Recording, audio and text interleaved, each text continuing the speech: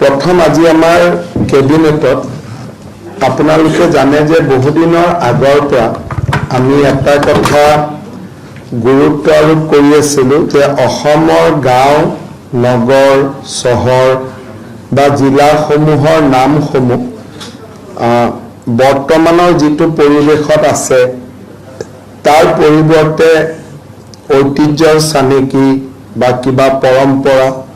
বা সুন্দৰ আধুনিক অসমীয়া নাম যিবিলাক অলপমান সামাজিক দৃষ্টিত বৰ ভাল শব্দ নহয় তেনেকুৱা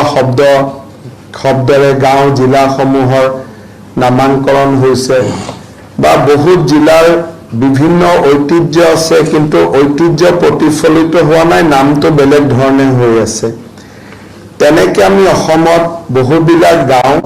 আমি নাম বদলাইছিলোঁ আপোনালোকে জানে যেনেকৈ আমাৰ ইয়াৰ কালাপাহাৰৰ নাম বদলোৱা হৈছিল এনেকৈ আমাৰ বহুবিলাক বহু অঞ্চলত নাম বদলোৱা হৈছিল আজি সেই শৃংখলাকে আগুৱাই লৈ গৈ ষ্টেট কেবিনেটে আজি আমাৰ কেবিনেটৰ বৈঠকত কৰিমগঞ্জ জিলাৰ নাম আমি শ্ৰীভূমি জিলালৈ শ্ৰীভূমি জিলা বুলি নতুনকৈ নামাঙ্কন কৰিছোঁ এতিয়াৰ পৰা কৰিমগঞ্জ জিলা শ্ৰীভূমি জিলা হিচাপে নামাঙ্কিত হ'ব আৰু আজি কেবিনেটে তাৰ ওপৰত আমাৰ সিদ্ধান্ত গ্ৰহণ কৰিছে দ্বিতীয়তে কেবিনেটত আজি আমাৰ পঞ্চায়ত নিৰ্বাচন লৈ খুব বিতংকৈ আলোচনা হয় আৰু পঞ্চায়ত নিৰ্বাচনৰ ভোটাৰ তালিকা 30 ডিসেম্বৰৰ আগতে প্ৰকাশ কৰাৰ বাবে কেবিনেটত সিদ্ধান্ত গ্ৰহণ কৰা হয় আৰু 30 ডিসেম্বৰত যদি ভোটাৰ তালিকা প্ৰকাশ পায় তেনেহলে আমি 10 ফেব্ৰুৱাৰীৰ আগতে নিৰ্বাচন সমাপ্ত কৰিব পাৰিম নিৰ্বাচনৰ শিডিউল 30 ডিসেম্বৰত ভোটাৰ তালিকা প্ৰকাশ কৰা হ'ব আৰু জানুৱাৰী মাহৰ প্ৰথম সপ্তাহতে নিৰ্বাচন ঘোষণা কৰা হ'ব নিৰ্বাচন দুটা পৰ্যায়ত অনুষ্ঠিত কৰা হ'ব আমাৰ লক্ষ্য থাকিব যাতে 10 ফেব্ৰুৱাৰীৰ আগতে গোটেই নিৰ্বাচনৰ প্ৰক্ৰিয়াটো শেষ হৈ যায় তৃতীয় এটা সিদ্ধান্ত আপোনালোকে জানে যে আজিৰ পৰা প্ৰায় 5 বছৰ আগতে আমাৰ অসমত আমি প্ৰথম ইনভেষ্টমেণ্ট সামিট আমি কৰিছিলোঁ আৰু তাৰ পিছত যোৱা 5 বছৰত আমি ইনভেষ্টমেণ্ট সামিট কৰা নাই আমি অহা 24 ফেব্ৰুৱাৰী তাৰিখে প্ৰধানমন্ত্ৰী নৰেন্দ্ৰ মোদী ডাঙৰীয়াৰ উপস্থিতিত Assam investment and infrastructure summit অৰ্থাৎ ইয়াত ইনভেষ্টমেণ্টৰ ওপৰতো গুৰুত্ব দিয়া হ'ব আৰু নতুন ইনফ্ৰাষ্ট্ৰাকচাৰ বনোৱাৰ ওপৰতো গুৰুত্ব দিয়া হ'ব Assam investment and infrastructure summit যিখন দ্বিতীয় হ'ব প্ৰথমখন অকল ইনভেষ্টমেণ্টৰ ওপৰত গুৰুত্ব আছিলে আমাৰ দ্বিতীয় যিখন সামিট হ'ব হি ইনভেষ্টমেণ্টটো থাকিব ইনফ্ৰাষ্ট্ৰাকচাৰো থাকিব এই সামিট আমি 24 ফেব্ৰুৱাৰীত কৰিবৰ বাবে সিদ্ধান্ত গ্ৰহণ কৰিছোঁ আৰু ইতিমধ্যে এই দ্বিতীয় ইনভেষ্টমেণ্ট সামিটখনতো প্ৰধানমন্ত্ৰী নৰেন্দ্ৰ মোদী ডাঙৰীয়াই অংশগ্ৰহণ কৰাৰ কাৰণে সন্মতি প্ৰকাশ কৰিছে আৰু ইয়াৰ ওপৰত বাকি বিভিন্ন ধৰণৰ কাম আমি কৰিব লাগিব ভাৰতৰ বা বিদেশৰ বিভিন্ন জায়গাত ৰোড শ্ব' আদি হ'ব আমি বিদেশৰ কম্পোনেণ্টটো খুব কম ৰাখিব খুজিছোঁ যোৱাবাৰ আমি বিদেশত বহুত কেইটা জায়গাত গৈছিলোঁ